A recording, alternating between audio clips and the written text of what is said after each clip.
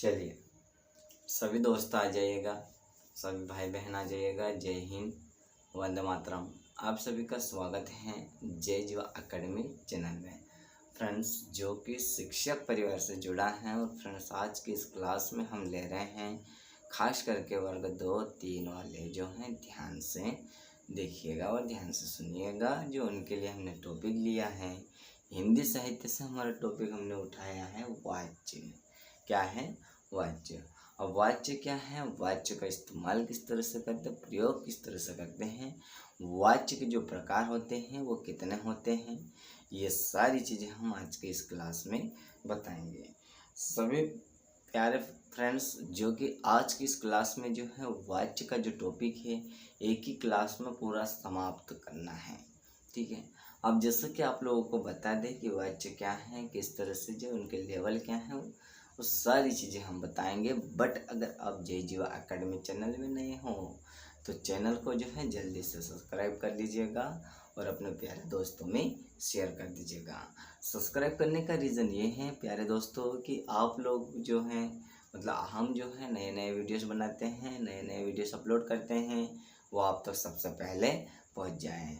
और अपने प्यारे दोस्तों में भी शेयर कर दीजिएगा, खास करके उन लोगों के पास जो कि वर्ग 2 और 3 की तैयारी कर रहा हो या कर रहे हो, क्योंकि उनके लिए जो है ये बहुत ही इम्पोर्टेंट टॉपिक है। तो जैसा कि अभी हम टॉपिक पे बात करते हैं, ठीक है। और वाच्य क्या है, वाच्य के जो है मतलब भेद हैं, ठीक है। बट फ्रेंड्स, अभी जैसे आप लोगों को पता है पिछले कुछ दिनों से जो है हम क्लास नहीं ले रहे थे। बट उसका रीज़न ये है फ्रेंड्स कि जो क्लास नहीं लेने का रीज़न ये है कि अभी जो है बारिश का मौसम चल रहा है, और बारिश के मौसम में क्या होता है, अधिकतर बार ये होता है कि बिजली की प्रॉब्लम हो जाती है। तो अभी जैसे हम क्लास स्टार्ट करते हैं, क्लास स्टार्ट करने से पहले थोड़ा जो है एक बार बोर्ड पे नज़र मार लीजिएगा। देखिएगा अभी जो है बोर्ड पे जो है आप लोगों की नज़र लगभग सभी लोग जो हैं देख लिए होंगे, ठीक है। और फ्रेंड्स, 3 चीज़ें ओपन करके रखनी है, वो 3 चीज़ें आप लोग अच्छे से जानते हो। बट अभी जैसे हम क्लास स्टार्ट करते हैं, क्लास क्या है, तो जैसे जैसे हम बात करते हैं कि जिस क्रिया के द्वारा हमें यह पता चलता है कि वाक्य की क्रिया को मुख्य या मूल रूप से चलाने वाला कौन है। अब इसमें जो है वाच्य की डेफिनेशन क्या है, तो वाच्य की डेफिनेशन यानी कि परिभाषा क्या है कि जिस क्रिया के द्वारा हमें यह पता चलता है कि वाक्य क्रिया का मुख्य या मूल रूप चलाने वाला कौन है। ये अगर हमें पता चल जाए कि जो वाक्य की क्रिया होती है या मूल रूप चलाने वाला जो होता है वो कौन है, ठीक है। तो अर्थात कर्म क्या है, अर्थात कर्म, कर्ता, भाव या कोई अन्य घटक हैं, उससे हम क्या कहते हैं, वाच्य कहते हैं। चलो मान लीजिएगा कि अगर वाच्य की जब हम बात करते हैं तो वाच्य में कौन कौन से होना चाहिए, तो जैसे इसमें है कि जो मूल रूप चलाने वाला कौन है, तो ये कौन है, तो कर्म, कर्ता, भाव और कोई अन्य, मतलब कि कर्मकर्ता के अलावा जो है कोई और भी मतलब हो सकता है घटक, ठीक है। उसे हम क्या कहते हैं, वाच्य कहते हैं। अब वाच्य की लेवल की बात की जाए, अगर आपको पूछ लिया जाए एग्जाम में कि वाच्य को चलाने वाला घटक कौन से हैं, तो वाच्य को चलाने वाले घटक जैसे कर्म, कर्ता, भाव, ठीक है, कौन से या कोई अन्य है। तो इस तरह से आपको ऑप्शन में देखने को मिल जाएगा कर्म, ऑप्शन ए में कर्म या कर्ता, या ऑप्शन बी में जो है, ये सी में है भाव, या ऑप्शन डी में है उपयुक्त सभी। तो आपको कौन सा राइट लगाना है, तो उपयुक्त सभी, क्योंकि वाच्य का जो घटक होते हैं या मूल रूप चलाने वाले जो घटक होते हैं वो कौन से होते हैं, कर्म, कर्ता, भाव, ठीक है। अब देखिएगा, अब इसके घटक की बात की, मतलब सॉरी, इसके लेवल की बात की जाती है तो इसके जो प्रकार होते हैं वो कितने होते हैं, तो वाच्य के जो प्रकार या भेद होते हैं ये 3 होते हैं। कितने होते हैं, 3। अब 3 कौन कौन से होते हैं, तो जैसे हम बात करते हैं तो कर्तवाच्य होता है, कौन सा होता है, कर्तवाच्य, और हमारा होता है कर्मवाच्य, और हमारा कौन सा होता है, कर्मवाच्य के बाद कौन सा होता है प्यारे दोस्तों, तो और हमारा होता है भाववाच्य। कौन सा होता है, भाववाच्य, ठीक है। अब ये जो 3 इसके क्या हैं, तो वाच्य के भेद हैं। अब जिससे हम एक एक की थोड़े देखते हैं, इनकी परिभाषाएं देखते हैं, कि जिससे हम देखते हैं कि कर्तव्यवाच्य जो है वो क्या है। तो जिन वाक्य में कर्ता मुख्य हो, अब देखिएगा कर्तवाक्य में क्या होता है या कर्तवाच्य में क्या होता है कि कर्ता जो होता है वो कैसा होता है, मुखिया होता है। क्या होता है, मुखिया। जैसे आप लोगों के परिवार में अगर हम देख लेते हैं, या आप लोगों के परिवार में जैसे आपके दादा हो या कोई मतलब आपके जो अंकल या मतलब कोई भी आपके पापा से बड़े हो, तो उसमें क्या है कि जो मुखिया होता है वो कौन होता है, अगर दादाजी रहेंगे तो दादाजी को मुखिया माना जाता है। ठीक है। अब उसी तरह इसमें जो है तो इसका जो इस वाक्य में जो है मुख्य कौन होता है, तो कर्ता होता है। और क्रियाकर्ता के लिंग वचन पुरुष के अनुसार हो उसे कर्तव्यवाच्य कहते हैं। अब कर्तव्यवाच्य किसे कहते हैं, तो अगर आपको पूछ लिया जाए कि क्रियाकर्ता के जो लिंग वचन होते हैं वो पुरुष के अनुसार होते हैं, किसके अनुसार होते हैं, पुरुष के अनुसार होते हैं, उसे क्या कहते हैं, तो कर्तव्यवाच्य कहते हैं। अब इसके कुछ एग्जाम्पल हमने लिए हैं, तो एग्जाम्पल क्या है इसमें, जैसे हम बात करेंगे लिंग क्या है, कर्ता क्या है, ये सारी चीज़ें हम बताएंगे। तो जैसे हम बात करते हैं तो पहला जैसे कि सचिन ने दूध पिया। अब देखिए सचिन जो है ये एक लिंग है, मतलब क्या है, ये पुरुष का नाम है। अब कर्ता की बात की जाती है तो उसने क्या किया, तो दूध पिया। क्या किया उसने, दूध पिया, तो इसलिए इसका क्या जो कर्ता क्या हो जाएगा, दूध पीना। अब उसी तरह हम बात करते हैं सीता। सीता जो है स्त्रीलिंग पुल्लिंग में हो सकती है, तो इसलिए ये लिंग में आएगी। और गाती जो है ये कर्ता के अंतर्गत आएगी, वो क्या काम करती है, तो गाने का काम करती है। अब उसी तरह एक और हम लेते हैं, तो राम रो रहा है। अब राम जो है ये क्या है, तो ये पुल्लिंग है। क्या है ये, पुल्लिंग, मतलब ये जो है पुरुष है। कौन है ये, पुरुष है। अब इसका काम क्या है, मतलब करता क्या है, तो रोना। क्या है, रोना, मतलब ये राम जो है क्या कर रहा है, रो रहा है। ठीक है। अब आगे देखिएगा कर्मवाच्य की जो सेकंड हमारा होता है, वाच्य का सेकंड प्रकार होता है कर्मवाच्य।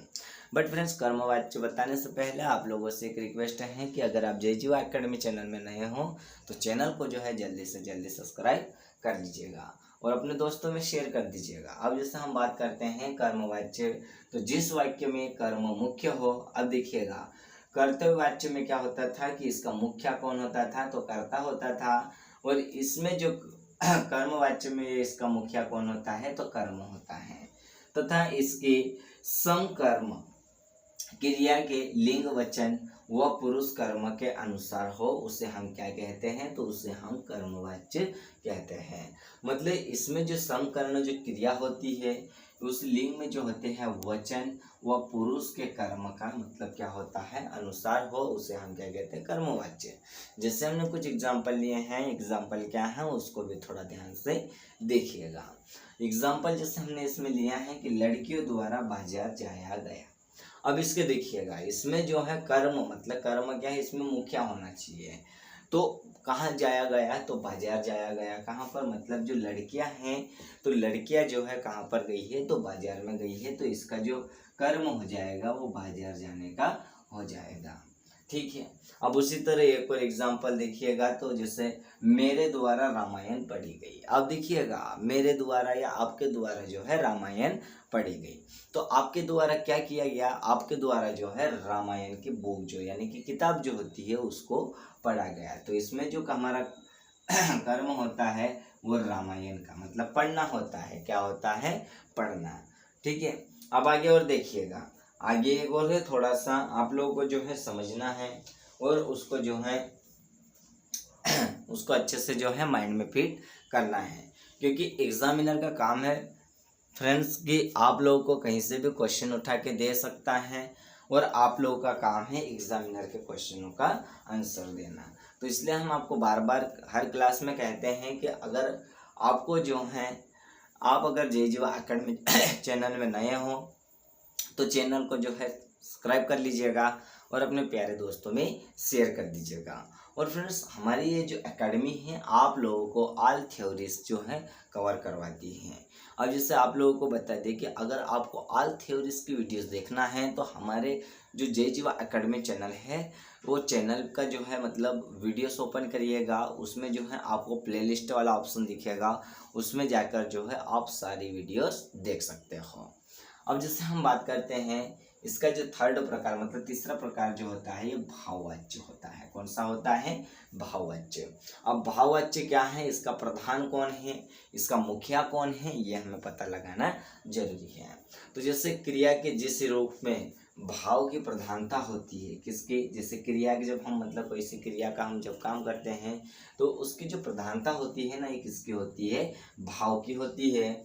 और क्रिया का सीधा संबंध भाव से होता है। क्रिया का जो सीधा संबंध होता है वो किससे होता है? भाव से होता है। अब आप लोग सोच रहे होंगे कि भाव कौन सा, मतलब जो मोल भाव करने वाला वो वाला भाव, ये नहीं। मतलब आप लोग जैसे देखे होंगे किसी का हाव भाव स्वभाव जो मतलब बात करने का जो तरीका तौर तरीका होता है, ये किसी को मतलब जो है कोई जो होता है व्यक्ति चिल्ला के बात करता है, कोई जो होता है नॉर्मली बात करता है, वो वाले भाव की बात हो रही है।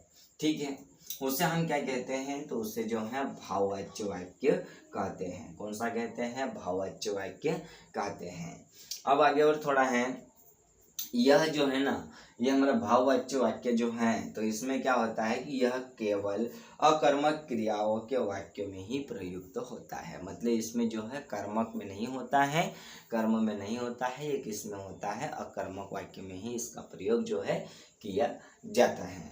अब जैसे इसके कुछ एग्जाम्पल हैं, एग्जाम्पल क्या है उसको भी थोड़ा ध्यान से देखिएगा, क्योंकि एग्जामिनर आप लोगों को जो है एग्जाम्पल कहीं से भी उठा के दे सकता है। एग्जाम्पल भी दे सकता है या आप लोगों को उसकी परिभाषा दे देगा, तो आप लोगों को जो है उसके आंसर जो है आप लोगों को बताना पड़ेंगे।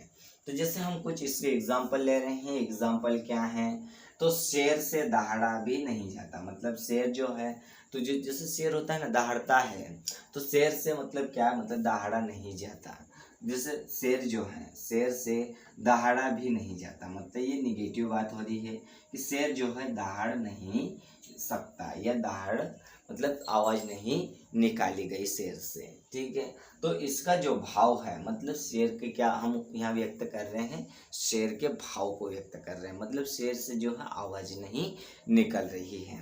नहीं तो शेर क्या होता है, जब आप लोग ये बताइए शेर जब मतलब दहाड़ता है तो शेर की आवाज़ जो है कितने किलोमीटर तक सुनाई देती है? तो 3 किलोमीटर तक। कितने किलोमीटर तक? 3 किलोमीटर तक जो है शेर की दहाड़ सुनाई देती है। ठीक है, अब आगे देखो, एक और हमने लिया है कि बच्चों से नदी में तैरा नहीं जाता। मतलब बच्चे जो है वो नदी में उनसे क्या नहीं होता? तैरा नहीं जाता, मतलब वो तैर नहीं सकते हैं।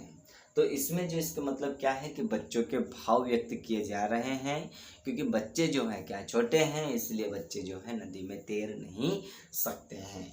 ठीक है, अब इसी तरह से आप लोगों से अगर आपसे पूछा जाए कि आप लोगों से पढ़ा नहीं जाता, तो आप लोगों का क्या मतलब क्या व्यक्त हो रहा है? तो आप लोगों के भाव व्यक्त हो रहे हैं, क्योंकि आप लोग जो है मतलब आप पढ़ने बैठते हो लेकिन आप जितना टारगेट लेके बैठते हो उस टारगेट को पूरा नहीं कर पाते हो, तो इसलिए आपका जो है किस तरह से वाक्य बन जाएगा कि आपसे पढ़ा नहीं जाता। ठीक है, अब आगे देखो, पैदल चला नहीं जाता। अब देखो कोई से मतलब ऐसा होता है, जैसे बच्चों की बात की जाए या किसी बड़े बुजुर्ग की बात की जाए, तो वो क्या होते हैं मतलब ज़्यादा लंबे समय तक या दूर तक जो है चल नहीं सकते हैं, क्योंकि उनके क्या होते हैं मतलब जो है पैरों में दर्द होते हैं, तो उनके क्या होते हैं भावों को व्यक्त किया जा रहा है ना फ्रेंड्स। तो आप जैसे कि आप लोगों को बता दें, आज की ये जो क्लास थी, आज की इस क्लास में एक ही क्लास में जो था वाच्य का जो टॉपिक था हमने पूरा क्या आप लोगों को क्लियर करवा दिया, मतलब पूरा कंप्लीट करवा दिए।